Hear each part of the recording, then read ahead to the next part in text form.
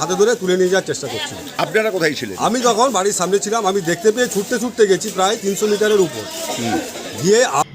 ছেলে ধরা আতঙ্কে রণক্ষেত্র চন্দ্রকোনা। গণপিটুনির হাত থেকে ব্যক্তিকে বাঁচাতে নামলো সিআরপিএফ। স্কুইটা নিয়ে যাচ্ছে, আমি একটা বেলুন মেরেছি, দিয়ে আমাকে মারতে এসছে, বলছে তোকে হলো পুলিশ পয়েন্টে লিয়াবো, দিয়ে আমি যে পালাচ্ছি আমাকে সঙ্গে সঙ্গে মানে ঝিনকাচ্ছে আমাকে। দিয়ে কী করেছিল তারপর? এবং আমাকে শক্ত করে হাতটা ধরে আমাকে নিয়ে পালাচ্ছিল। মোটরসাইকেল তুলেছিল? হ্যাঁ, মোটরসাইকেল তুলে শুই করে দিয়েছে। তোমার নাম? মহিত মণ্ডল। নমস্কার, স্থানীয় সংবাদের ডিজিটাল মিডিয়ায় তনুক ঘোষের রিপোর্টে আমি সৌমি নাগদত্ত। ভরদুপুরে ছেলে ধরা সন্দেহে চরম উত্তেজনা ছড়ালো চন্দ্রকোনার জারা গ্রামে। এক অপরিচিত ব্যক্তিকে কেন্দ্র করে মুহূর্তের মধ্যে এলাকার রণক্ষেত্রের চেহারা নিল।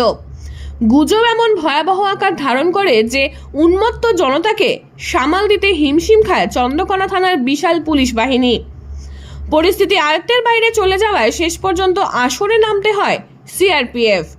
আধা সামরিক বাহিনীর উপস্থিতিতে কার্যত যুদ্ধকালীন তৎপরতায় ওই ব্যক্তিকে উদ্ধার করে পুলিশ। ঘটনার সূত্রপাত মঙ্গলবার দুপুরে।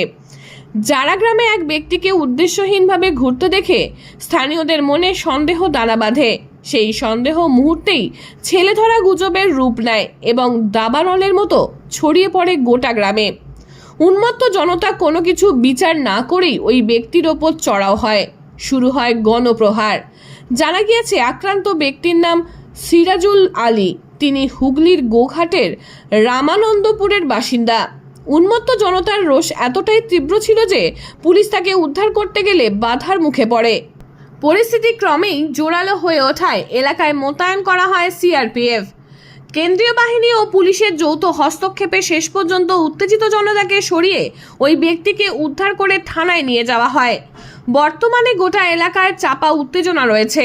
পুলিশ ও প্রশাসনের পক্ষ থেকে সাধারণ মানুষকে বারবার সতর্ক করে বলা হচ্ছে, কোনোভাবেই ছেলে ধরার মতো ভিত্তিহীন গুজবে কান দেবেন না।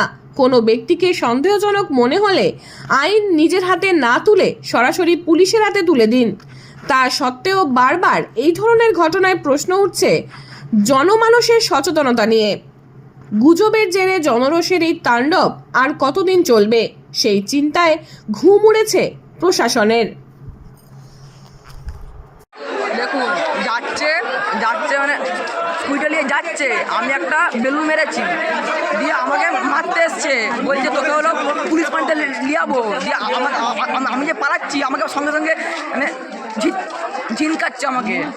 দিয়ে কী করেছিল তারপর? এবং আমাকে শক্ত করে হাতটা ধরে আমাকে নিয়ে পালাচ্ছিল।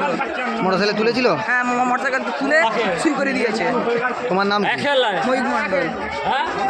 তোমার বাড়ি কোথায়? কোন গ্রামে?